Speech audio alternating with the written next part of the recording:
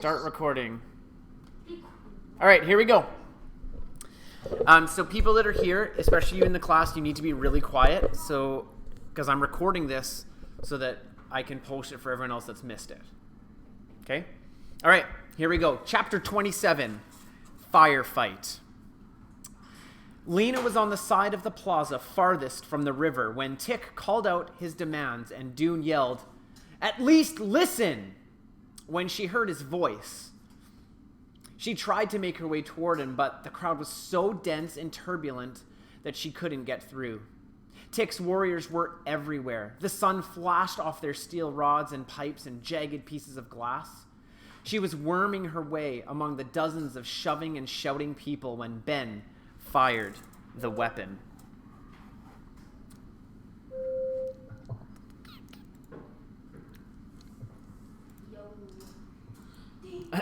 Here we go. She heard the sound, a chain of loud pops, and the people in front of her screamed and scrambled backward. Lena ducked and put her hands over her head.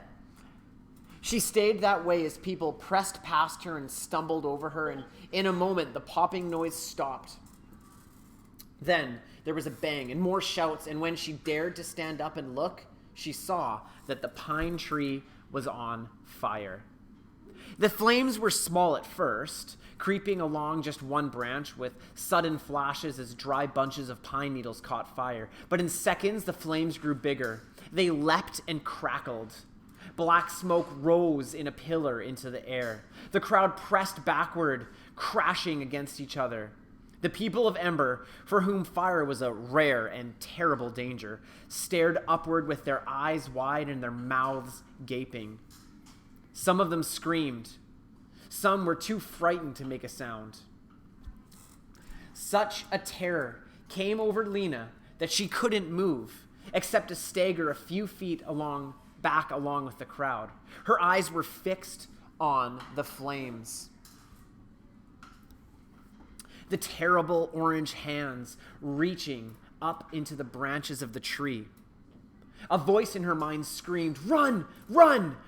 But she couldn't run. Her legs wouldn't work. It was all they could do just to hold her up.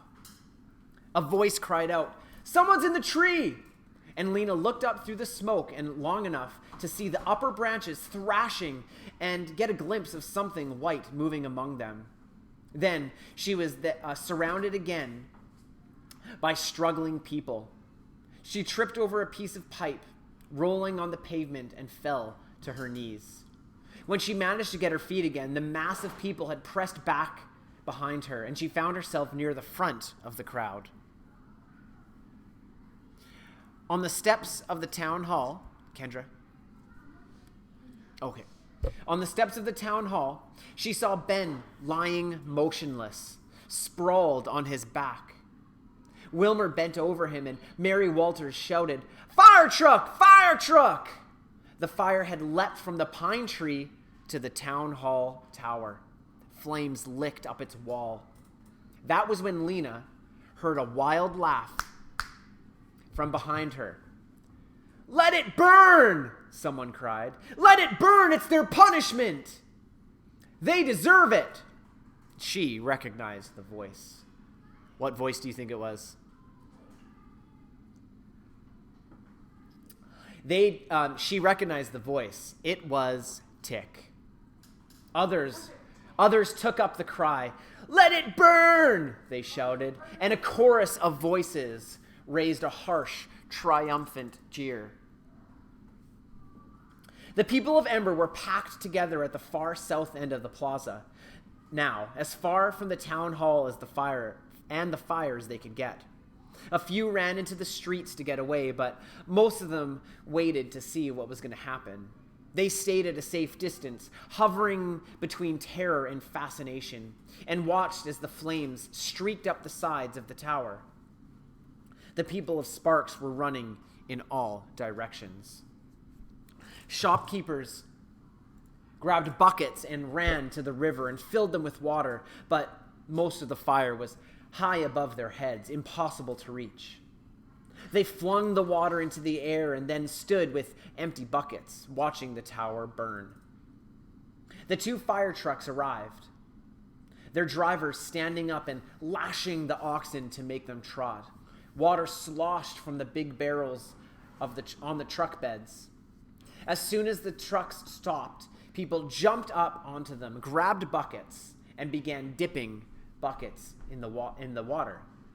"Fire line! Fire line!" the cry went up, and the villagers, who must have practiced this many times, formed straggling lines stretching out to the fire from the truck at the edge of the plaza.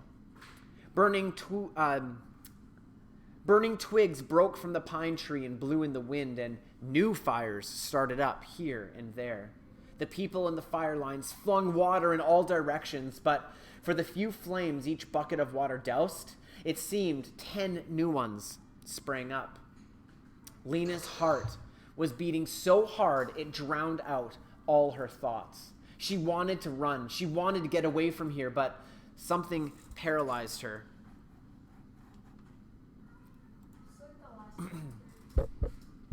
Part of it was fear of the fire. Part was fear of something else. Fear of an idea that was trying to come to the surface of her mind. She didn't want to hear it. "Pay attention," a voice whispered to her. She tried to push it away. Faster and faster, the people on the truck dipped the buckets into the barrels, dipped, filled, and handed the buckets to those in the line, who passed them along from hand to hand. The last person in line, the one standing nearest the flames, flung the water, which hissed and steamed and put out a few flames. What do you guys think is creeping into Lena's mind? Like, what do you think those thoughts that are coming in that she should do? Any guesses? The war. Do you think it's the war or something else? Remember, she's watching all the people of Sparks form a big line and try and put out the fire. What do you think might be coming into her mind that she should do?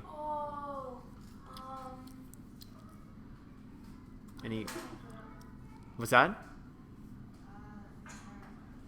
All right, I'll just keep going. How about that? Can you tell us?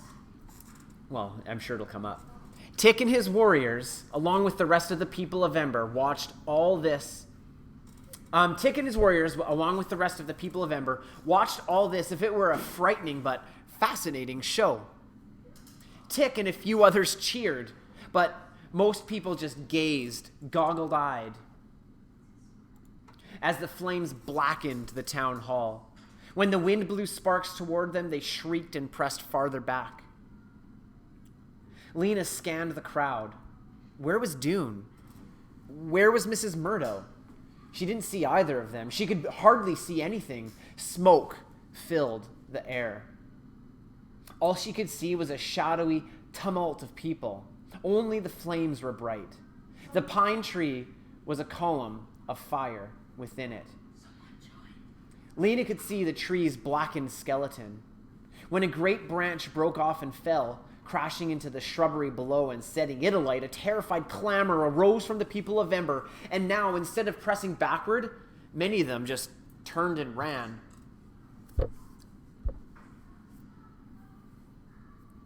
Okay, who is that? Where am I? There we are. Lena stayed where she was. She felt as if she were being gripped by 2 huge hands. One pulled her backward, away from the fire, back toward the streets of the town through which she could run to safety. The other pulled her forward into the danger, urging her to do what she suddenly knew was right. It was the good thing. It was what she'd been waiting for. But she didn't want to do it. I can't, she thought. I don't want to. I'm too afraid. Someone else will do it. Not me. Not me. I can't. What do you think she should do? Molly said help. Any other guesses? People that are on Zoom? What's Lena being pulled forward to, even though she doesn't want to do? Stop it. Yeah, she wants to help. Mr. Webb. Yeah. Mutiny. Will do. Okay. Mr. Wood. Someone else will do it, not me. I can't. And at that moment, the tower collapsed. Do you guys remember who was in the tower? Dune and Torin, right? Yeah. The tower collapsed. Its walls crumbled. The roof caved in and flames shot up from the hole. The flagpole came hurtling down like a spear. The blackened walls leaned and toppled. And then the fire was everywhere. Flaming branches and tufts of needles blown by the wind landed in the dry grass at the edge of the plaza and in the trees by the river and on the thatched roofs of the market stalls. "There!" cried the people on the bucket line, pointing. "There and over there!" The lines twisted around. The buckets traveled farther and farther from hand to hand, and those at the front of the lines tossed the water this way and that. But there were too many fires and not enough people to keep up with them. "It's now," thought Lena. "I have to do it. I will do it." Quickly then, before she could change her mind, she ran. She ran with a hammering heart and her head down and her hands in fists. She ran as if fighting a powerful wind out across the plaza by herself, and when she reached the nearest bucket line, she pushed her way in. "Traitor!" shrieked a voice behind her. It was Tick's voice. That voice like a cutting blade. Lena heard it, but she paid no attention. "Traitor! Traitor!" Tick cried again, and his warriors echoed. "Traitor!" they yelled, jumping backward when the sparks flew too close. Dune got out of the tower just in time. He'd had to almost throw Torin down the stairs and then take them three at a time himself. Torin ran off somewhere as soon as he went out the back door, but Dune dashed around to the plaza, staying close to the market stalls, and joined the crush of Emberites at the south end. Panting, he stared back at the ruin he had escaped from. The black spine of the pine tree, the smoldering boards of the town hall. He watched as the flames consumed the building and the tower collapsed. He saw the fire lines snaking among the scattered blazes, and he heard Tick's laugh ringing out over the clamor. "Burn! Burn!" yelled Tick, and the other voices chimed in with it. "Let it burn! Serves them right!" For a moment, Dune stood there, stunned, his mind a blank. It seemed that war surged around him, but not the war he had imagined. Where did he belong in this battle? Who was his enemy? Where were his friends? Noise and confusion assailed him. His eyes stung. His legs were shaking. And then he saw Lena break away from the crowd and run across the plaza. He heard Tick and his warriors screaming, "Traitor!" And he felt as if suddenly his eyes had opened, though they hadn't been closed, and he had awakened from a bad dream. The air around him seemed to become clear. Strength returned to his legs. He edged between the people in front of him, burst out of the crowd, and ran the same direction as Lena, toward the fire lines. And seeing what Lena and Dune had done, others followed. Clary pushed through the crowd and ran forward, and Mrs. Murdo went after her, taking long, quick strides and holding up her skirt. Then came the Hoover sisters, and Dune's father, and fragile Miss Thorne, and 5 more people, and 3 more after that. They ran with their hands before their mouths, or their arms over their heads, shielding themselves from smoke and falling embers. And they added themselves to the bucket brigade and began hauling water. More and more of the people of Ember followed. At last, the only ones not fighting the fire were Tick and a few of his men. When wearing half stubborn, half frightened expressions. They clustered at the far end of the plaza shouting, "Traitors!" now and then, but with their useless weapons dangling from their hands. Okay, so again, you guys have, if you've started a second one, that's fine, but today I just want you to do one post. So a really good explanation. Think of what you think is the most important part of this chapter. This is a pretty, it's a dramatic chapter that really comes together. So I want you to do one Instagram or TikTok post, a detailed picture with a nice detailed paragraph explanation. Remember, you can do, what are the different ones? Anyway, that's what you can do. Next is chapter 28 on Thursday in 2 days. And that one's going to be before lunch. So I'll put those times up. Bye.